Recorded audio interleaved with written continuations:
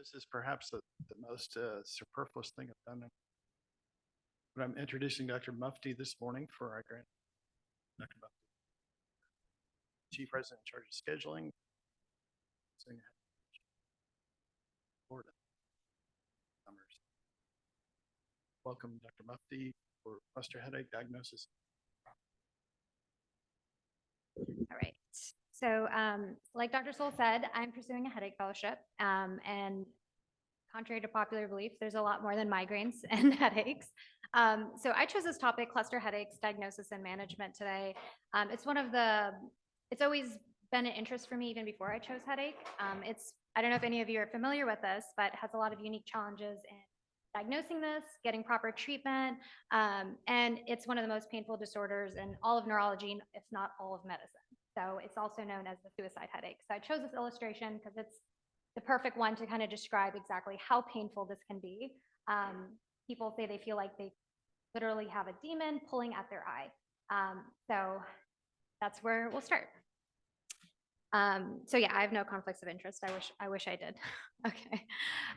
So the objectives of this slideshow, we're gonna introduce cluster headache, how to diagnose it, a little bit about the pathophysiology, because that's gonna be important in understanding what treatment options work. And then the established therapies we have, and then some emerging ones that we have that are in trials right now. Okay, so what is a cluster headache? Does anybody know? Eric, you know what a cluster headache is? Yeah. Okay, well, this is a neuro crowd, so this is a little biased, but this is from a survey of patients that they said that when doctors ask me what a cluster headache is, this is all we want to tell them. Literally a hammer in my head. So what is a hammer? It's a repetitive, super forceful, really painful feeling in the head. And so this really captures the severity associated with cluster headaches. So be nice to them when you ask them what it feels like. So it's a primary headache disorder. So what that means is that there's no secondary causes for it. So, and it's a TAC, which is a trigeminal autonomic cephalgia. I'm not going to go into all of the types of trigeminal autonomic cephalgias, but we'll go over them later and how to differentiate them. So what's really unique about cluster headaches are they're short. They're about 15 to 180 minutes. They're about 8 a day during a cluster. And then, like Eric said, they're unilateral attacks, ipsilateral autonomic symptoms, and restlessness, which is really unique to this, which means patients are rocking back and forth just because the pain is so bad that it's impossible to just sit in one place. And like I mentioned, one of the most painful human experiences, high rate of suicide. So the ICHD definition. So the ICHD, this is an international classification of disorders, basically like the headache Bible for headache specialists. It goes over and updates regularly over the diagnosis criteria for each headache disorder. So for cluster headache, again, severely, strictly unilateral pain. If it's bilateral, you need to be thinking about something else. It's orbital, supraorbital, temporal, but always in that one area right over here. And lasts, like I said, 15 to 180 minutes. So you can have ipsilateral injection, lacrimation, nasal congestion, a lot of symptoms that look like this. So a lot of ptosis, periorbital swelling, and this is all from parasympathetic activation that we'll talk about. And often forehead sweating. So this was interesting, and I thought it would give good perspective. It's a questionnaire that Todd Rosen, who's a neurologist in Mayo Clinic, ran. He really wanted to run a survey about the personal burden in terms of mental health a cluster headache can have. So he had a questionnaire for 816 males and 318 females, and that's only because it's more common in males. And so what he found was 55% of the responders had suicidal thoughts. 50% had self-injurious behavior during attacks, and 2% have actually tried to kill. So the reason it's called suicide headache is because there's actually evidence to back that up, and a lot of patients. So that means it's really serious. So if you're having a diagnostic delay for something like this, it can be literally life-changing. So I'm gonna try to see if I can show you guys this video. Not that tech savvy, but let me see. There you go. People online might not be.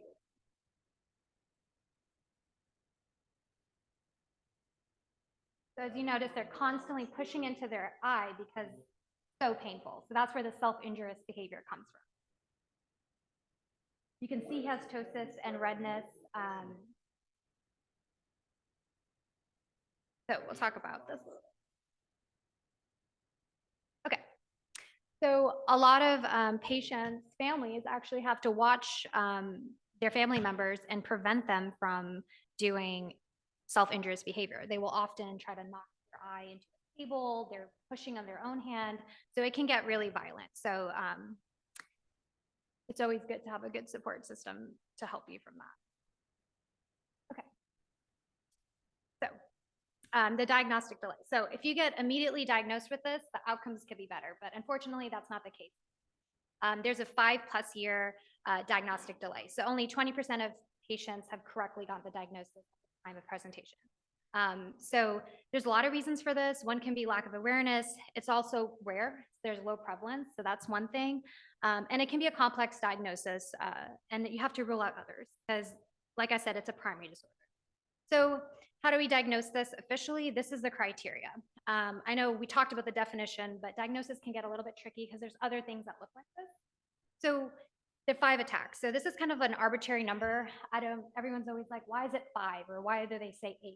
So the reason it's 5 attacks is so you're not missing something else that's causing it. So tumors and secondary causes. Like I said, it's a primary headache disorder. So if you're missing something in the brain that's actually pressing on something or causing a tumor, then that's terrible as a neurologist. So you need 5 so you're not missing something. So like I said, severe unilateral pain, and you have to have at least one autonomic symptom, but it's not necessary for the diagnosis. So you can either have an autonomic symptom or the sense of restlessness or agitation like we mentioned.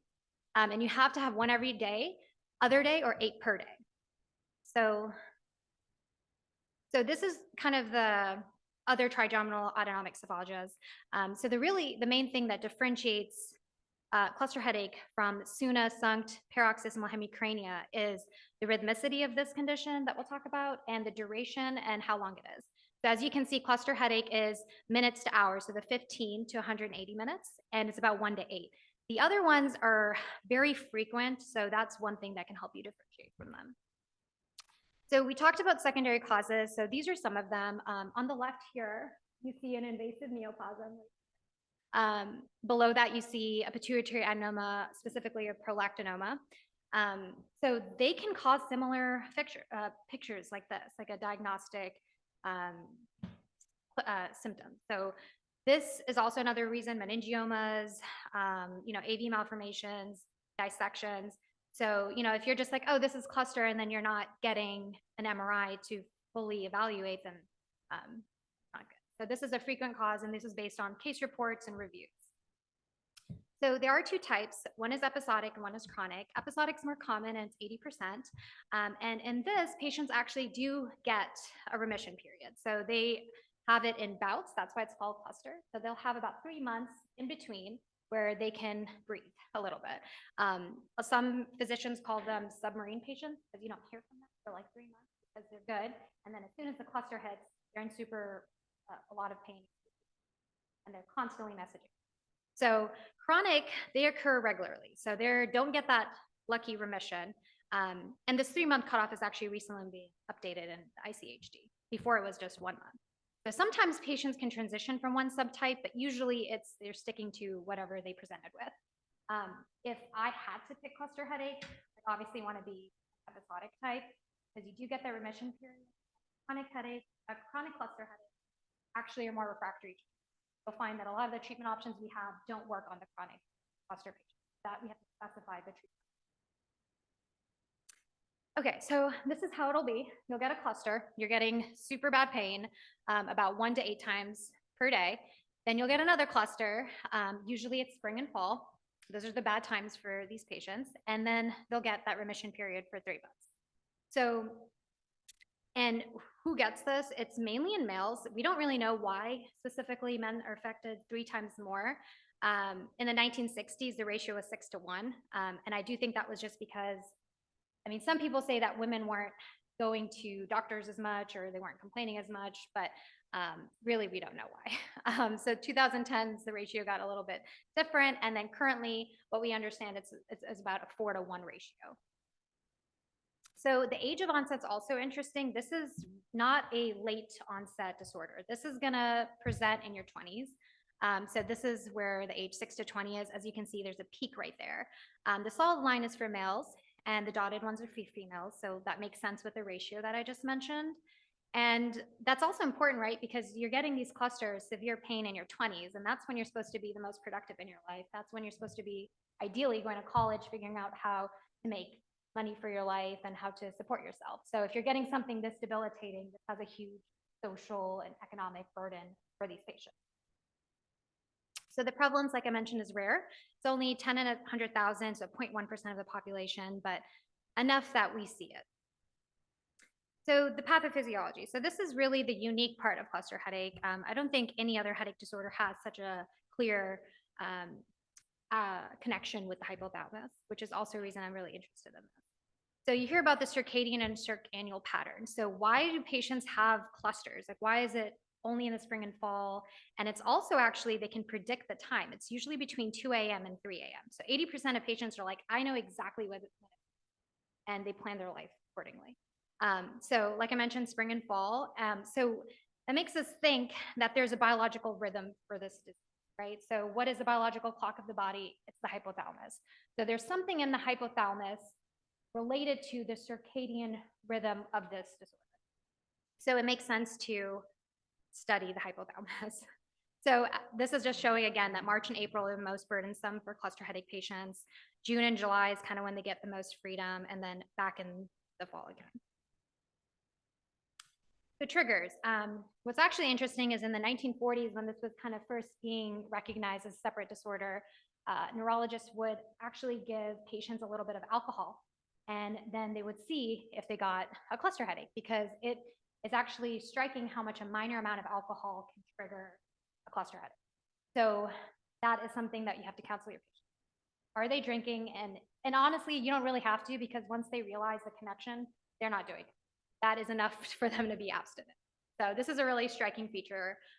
We already mentioned the weather, and then tobacco. Smokers are more likely to get cluster headache. They've been trying to do some studies on this, and there's not an exact reason why. Even if patients are exposed to secondhand smoke, they're more at risk for getting cluster headache later. So that is something you have to also counsel them on. So as far as the pathophysiology, we know there's three systems involved. Autonomic system, which would make sense because we do see these unilateral autonomic symptoms. The trigeminal vascular system, which is probably responsible for that excruciating pain. And then the hypothalamus, which is the biological clock, which can probably help us understand why is there a rhythmicity to this disorder. So this is probably the perfect picture to help understand. So I'll try to break it down. So the trigeminal vascular system, and it will receive all the extracranial inputs from the skin, from the face, from the dura, all from the face. And this is going into the trigeminal ganglion. And then that gets plugged into the trigeminal nucleus caudalis. And then that linked with the trigeminal cervical complex is with the dorsal horns of C1, C2. So basically all that input is going into the trigeminal ganglion, going into this, what we call the trigemino-cervical complex. And then that will get projections from this will go up into the higher brain centers. So that is the thalamus, that is a lot of the cortical structures that are involved in pain processing. So we know the insula is involved in pain processing. We know that the frontal cortex as well, and the cingulate cortex. So all these higher brain systems, these pain systems are getting activated after the trigemino-cervical complex sends it. So when that happens, it can activate what we call the trigeminal autonomic reflex. And it basically activates the sphenopalatine ganglion here, and it causes all these symptoms. So long story short, your brain processes from the trigeminal ganglion, and it activates the sphenopalatine ganglion, causing unilateral pain. So you get vasodilation, the lacrimation, rhinorrhea. So also the cell bodies of the trigeminal ganglion, they can carry a lot of vasodilator peptides. They've studied CGRP, substance P, and that can cause some of that sweating that we see, the redness, and we know migraines are also related to vasodilation. So that can cause the pain. This is just the same picture again, showing that the thalamus is activated. All the trigeminal nerve ends are going into this trigeminal cervical complex, going to the suprasalivary nucleus as well. Thalamus is registering all this, and then in turn, the sphenopalatine ganglion gets activated, causing all these issues like we see the lacrimal gland, the lacrimation, right? So this is called the trigeminal autonomic reflex system. This is another picture just illustrating the pain matrix that I mentioned that all are activated in this, and then the hypothalamus. So prior to a cluster, we know that there is activation of the hypothalamus. We don't really know how, but we do know that the suprachiasmatic nucleus, which is responsible for melatonin, is involved in this. They've done multiple studies showing that melatonin levels are very low in cluster headache patients, as well as they just have a complete disruption of their whole circadian. So we know that the hypothalamus is affected in these patients. So this, sorry, it's not clear, but I guess they don't make them that clear. These are functional imaging studies showing the specific involvement of the hypothalamus. So in the first one specifically, this is a PET activation in 9 patients with cluster headaches, and the lit up area right here is the hypothalamus. Similarly, in the one is a single subject study in figure B that also shows that there is hypothalamic activation. The bottom 2 are voxel-based morphometry. I'm not very familiar with that, but it will tell you that hypothalamus is also activated. So this is also just further telling us that there's multiple lines of evidence for hypothalamic involvement. The circadian time that I've really mentioned, that most common time is 2 a.m. So that relates to the suprachiasmatic nucleus. And then the functional imaging that we just showed, it shows that there's the ipsilateral inferior posterior hypothalamus is activated.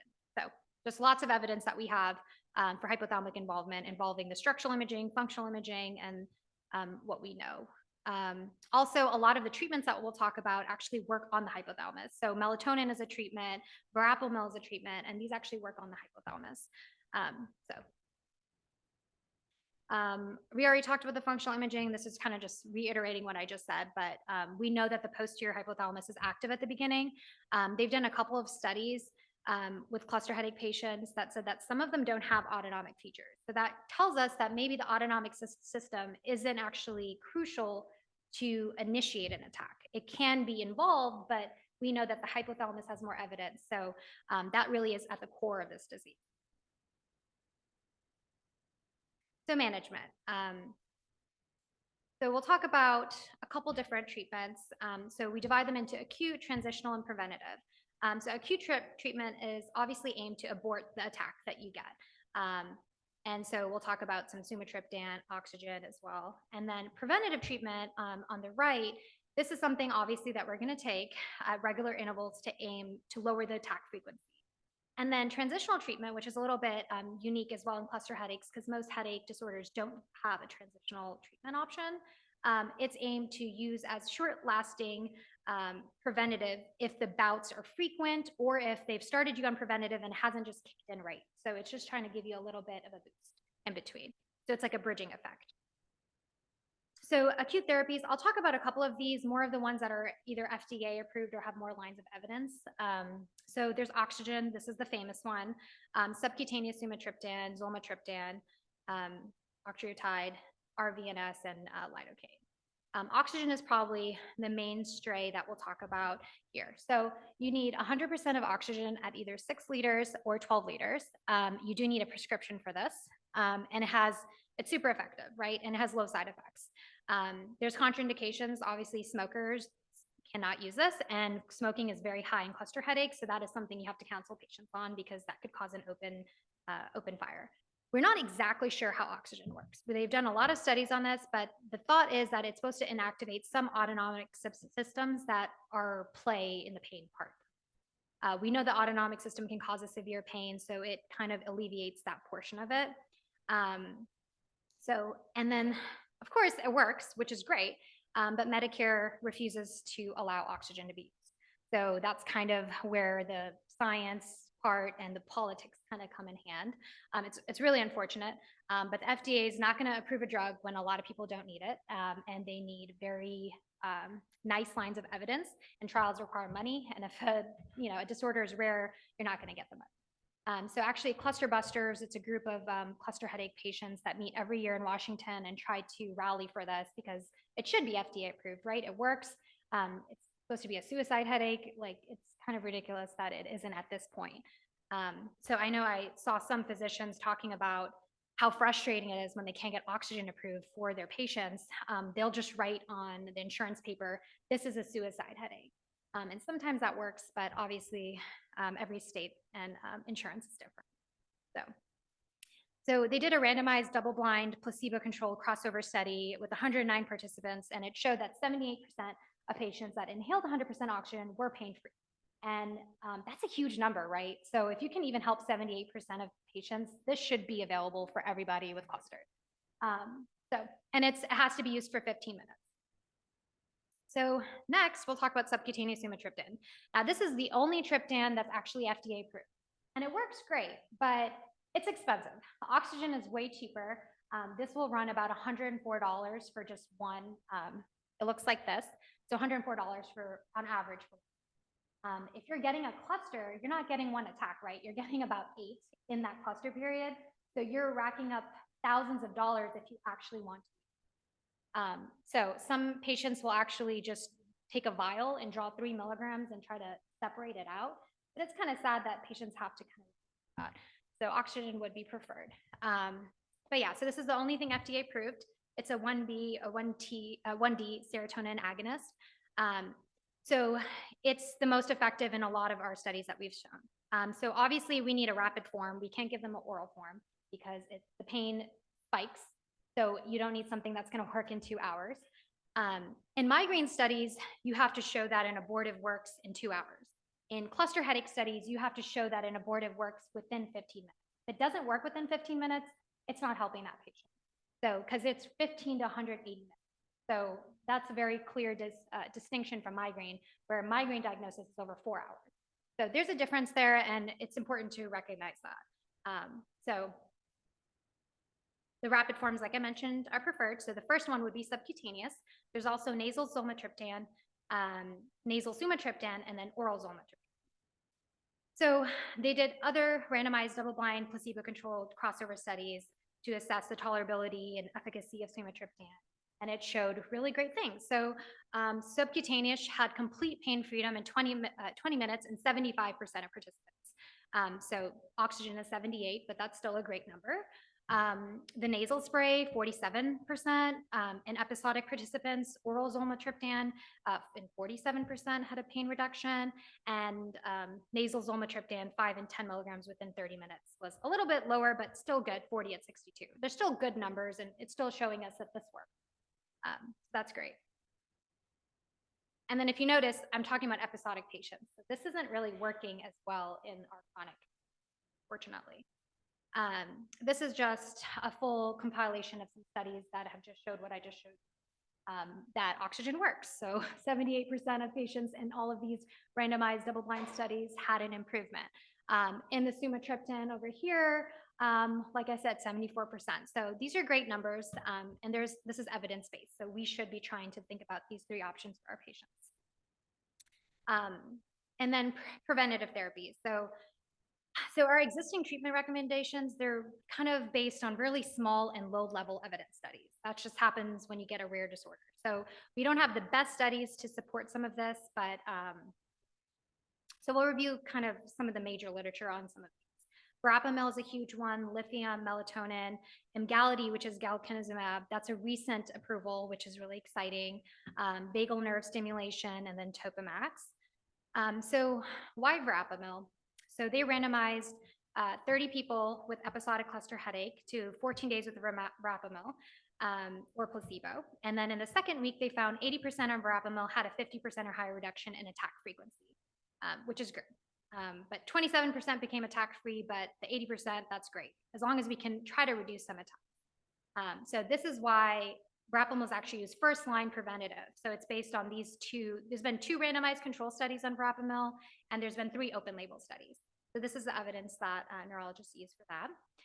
Lithium, there's only been 2 randomized control studies, but they showed that 37% of chronic participants can experience a reduction. So this is good because this is something for our chronic patients. It's not an amazing number, but it's still better than 0. So, and what's interesting is that lithium was initiated because it's actually used in bipolar, like we all know. And that has also a really cyclic nature to the disease. So that's really the reason why they started it. Because they were like, hey, cluster has the cyclic circadian rhythm, and so does bipolar, so maybe it'll work. So I thought that was very interesting. Melatonin, I mean, the study is terrible, right? So you have 5 out of 10 people that had a little bit of a benefit, but this isn't a really great study. But we know that the hypothalamus is involved. They have run studies that show that there's low melatonin, and we also use this in migraine. So I think it's worth trying, and it has barely any side effects. So galcanezumab, which is Emgality, this is a more recent and exciting thing in the cluster headache world. So they did a double-blind randomized control study, and it showed that infusion of CGRP triggered attacks in patients with chronic and active episodic cluster headache. So they know that this molecule is involved in the initiation. And we already do CGRP antagonists in all of our migraine patients. So it makes sense to use this. So they did a phase 3, and they showed that 50% attack reduction was seen in 71% of episodic patients. And the attack frequency was reduced to 40%. So they used 106 episodic cluster patients, and they found that the attack frequency was the 3.5. So, 3.5 attacks a week from maybe 8 a day is a really, really great. So this is super exciting. We should try to use it. And it's different than migraines because migraine, the dose is 600 milligrams. Here, we actually use 1 dose of 300 milligrams. So that's interesting. So we give it at the beginning of the cluster bout, and then we use it again at the end. So vagus nerve stimulation. Now, a lot of us are familiar with this from an epilepsy standpoint, but what's interesting is it is recently shown in clinical trials to be effective in aborting attacks with patients with episodic cluster headaches. It's also been used in migraines, and it's actually approved to use in migraines starting in 2018. But for cluster headaches, it's always lagging a little bit behind. So that is a recent approval that we're excited about. It was in 2019. But the cost per month out of pocket is about $700. So it works, but that's expensive. Obviously, you can't use it if you have other medical devices and other things like that. But this is what it looks like. It's not the typical epilepsy one that we are familiar with. It's called GammaCore, and it's actually a wireless handless device. And patients have to do 2 daily treatments and 3 consecutive 2-minute stimulations. And they put just like a little bit gel on their neck and then there, and it's super easy, pain-free, and it works. So they did an open label randomized control study on this. And they found that the number of cluster headache attacks per week were much lower. And it's also been used as acute treatment, but the studies aren't. Okay, so transitional treatments. So like I mentioned, they provide relatively quick relief for a brief period of time or in time for your preventative to kick in.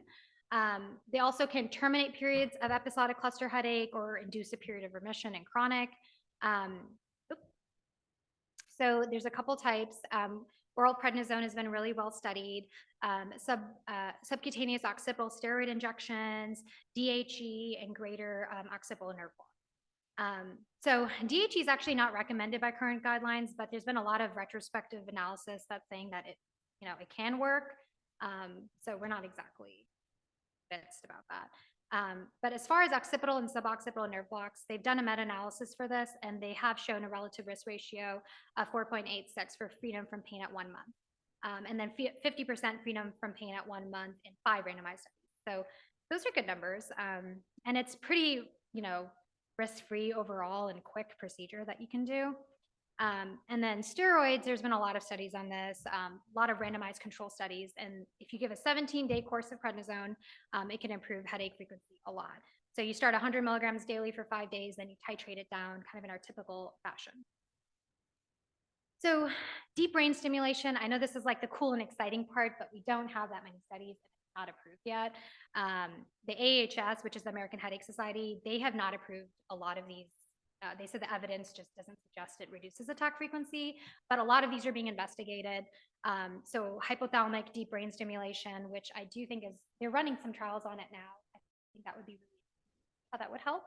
Sphenopalatine ganglion stimulation, which we know is responsible for activating all the centers. So that would be interesting. And then we already talked about the non-invasive. So the sphenopalatine ganglion looks like this, the stimulation. Again, it's like a wireless device. You just hold it right there.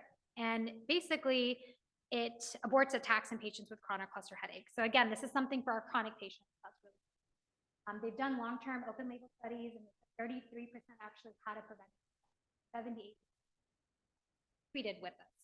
So, but there's commercial problems. The device is currently unavailable. So hopefully in the future, we can see something like this available for our chronic patients. But they have done randomized control studies showing a difference in pain freedom. Occipital nerve stimulation, again, they've done a couple of open label studies, always a small number of participants, but you know, it's still been found to be beneficial for our patients. It looks a little bit like this. So that would be something you have to talk to our neurosurgery colleagues for. So emerging therapies, this is really the cool part of kind of why I really wanted to do this, because there's a lot of stuff that's in the works right now. First, we'll talk about the least cool one, the intracutaneous delivery of zolmitriptan. So like we mentioned, the nasal and oral forms are available, but they haven't figured out like a microneedling system that could do more rapid effect. So there's a phase 2, phase 3 trial going on right now. So hopefully this can be something that will be available, and it might work as well as our subcutaneous zolmitriptan option as well. This is also interesting. They're doing this study in UT. They found that using high-dose vitamin D plus a vitamin can be preventative in cluster headache patients. And we know in our migraine patients, we already give them like the magnesium, so there is some vitamins approved for that, but we don't have anything for cluster headache. So this is interesting. This is also in a phase 3 trial, and there might be the diurnal and seasonal variation related to sunlight and vitamin D metabolism that can be playing a role in this. And they also found in other prelim studies that patients with cluster headache are vitamin D deficient, which I feel like a lot of people are, so I'm not sure how much weight that should have, but that was just a preliminary study with 28 patients. So this is the cool part that I wanted to talk about. Does anyone have any idea what I'm going to talk about? What'd you say? Psychedelics, yeah, psychedelics. So in the early 2000s, there's a psychiatrist in Harvard, and a patient that had cluster headache for about 18 years, who was suffering, reached out to him and said, hey, I've been using LSD and psilocybin, and my headaches are gone. And he thought this was super interesting, and he was like, well, this is definitely not an isolated case. So he went through online forums and support groups, and he contacted 50 other people with cluster headache patients that had been longstanding sufferers, and he found that 22 of 26 psilocybin users actually said that it aborted attacks. 25 of 48 users and 7 of 8 LSD users said that it actually terminates that whole cluster period. And 18 of 19 users and 4 out of 5 reported remission period extension. So this is really promising. So with this, everyone said, let's start studying this. So there's clearly some evidence here, right? And I think what's important to know is, you know, there's a lot of stigma, and that's why research has been there's a lot of cultural pressures and politics that are involved in this, which really shouldn't be the case for patients that are suffering from such a severe disease. And, you know, recently, I mean, not that recent, but, you know, we have Epidiolex now for our refractory epilepsy patients. And there's a stigma for that too, that, oh, you know, it's marijuana, but it's medically, you know, regulated marijuana. So essentially, so I think that we need to give the same grace to these patients that are suffering for such a severe disease.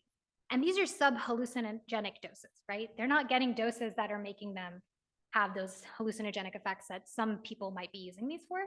So let's try to erase that stigma for these patients. So why do they work? We think they interact with the serotonin receptors in the brain. They probably have a different mechanism than triptans do, but essentially they're both constricting the blood vessels through their activation of serotonin receptors. So there's a couple of case reports, surveys, and case series, but they show you that, you know, magic mushrooms, using it every 1 or 2 months, had 2 to 6 weeks of pain freedom. You know, and that's just like one you know, example of this, but there has been no official research in 40 years for any hallucinogenics for cluster headaches or any headache disorder. So stringent regulations, and it's stigmatized psychedelic research. So LSD is treatment for cluster headache.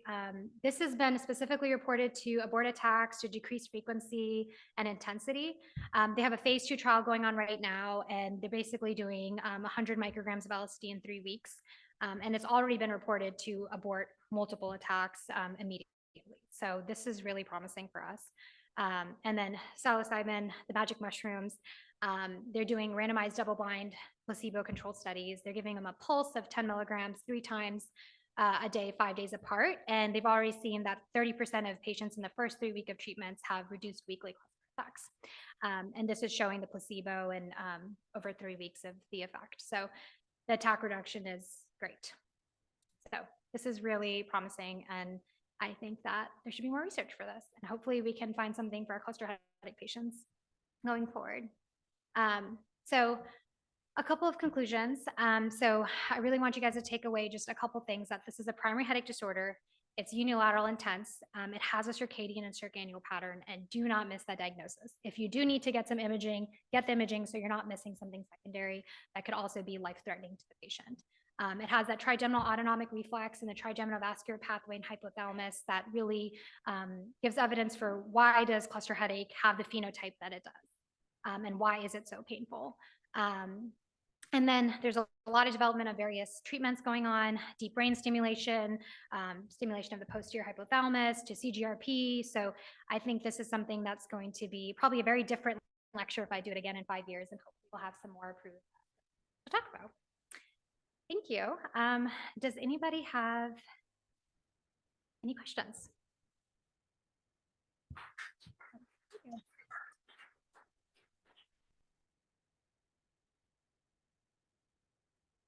Oh, yeah.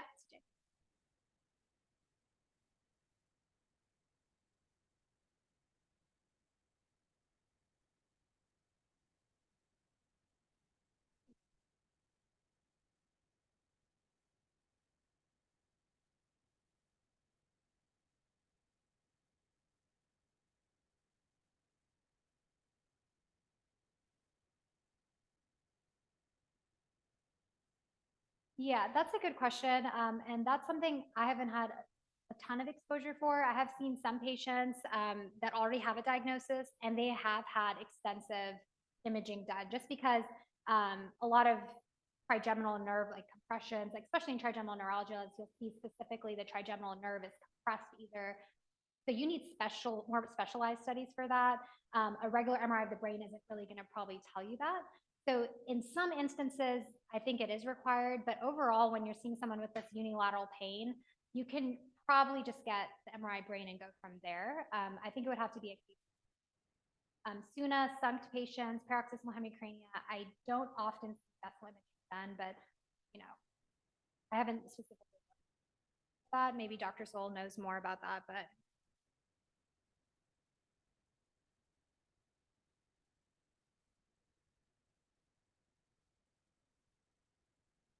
yeah.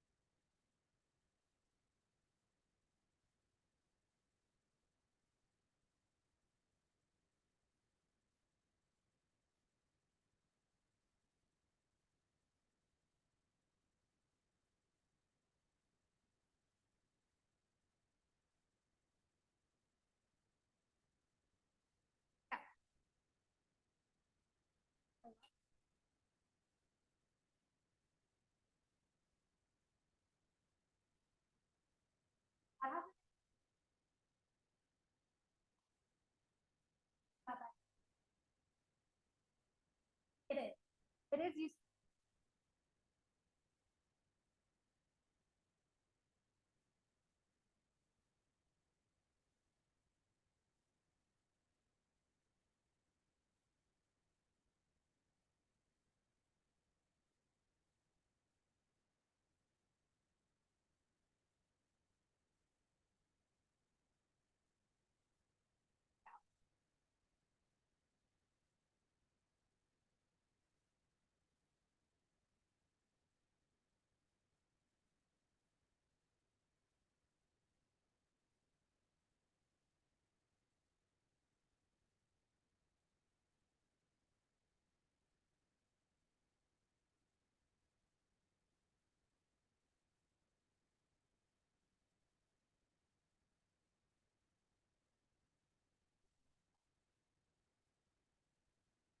having a go.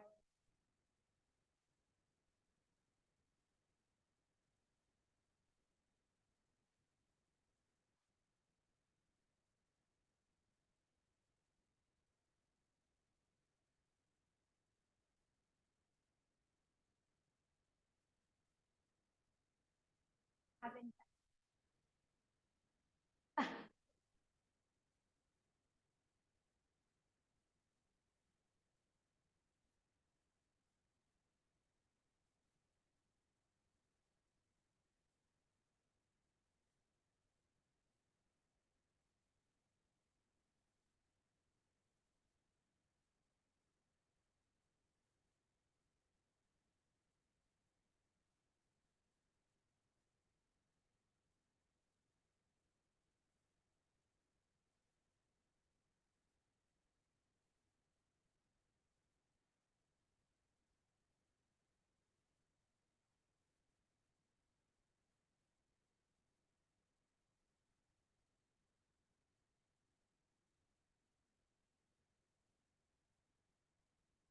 the overload.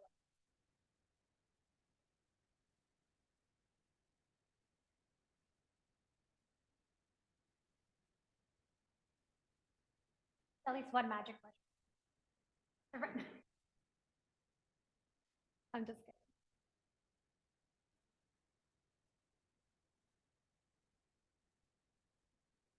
Yeah.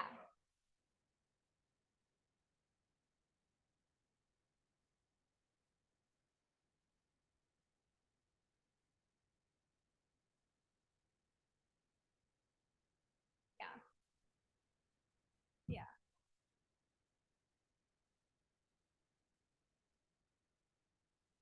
Yeah.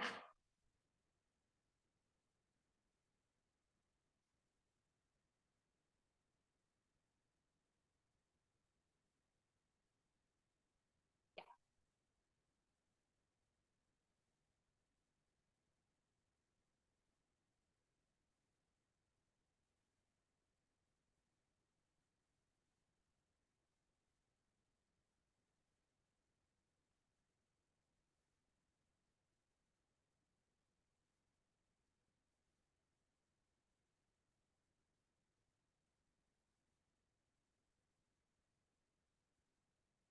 I think it's really, I mean, whether or not it's approved or there's studies, like patients are going to use it.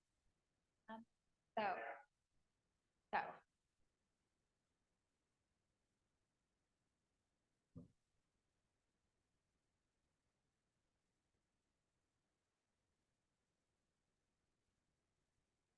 talk about it. Yeah, yeah.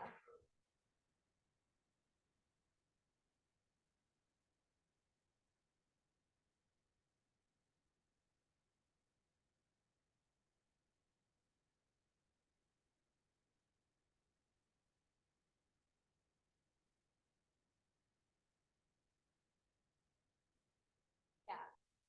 Yeah. And I think we see that a lot, like across all of medicine, not just neurology, a lot of these. So, you know.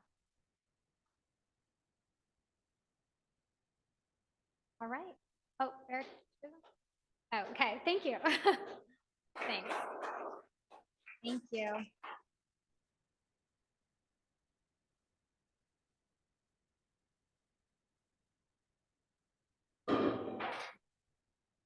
Thanks, Arxel. Like, too much research.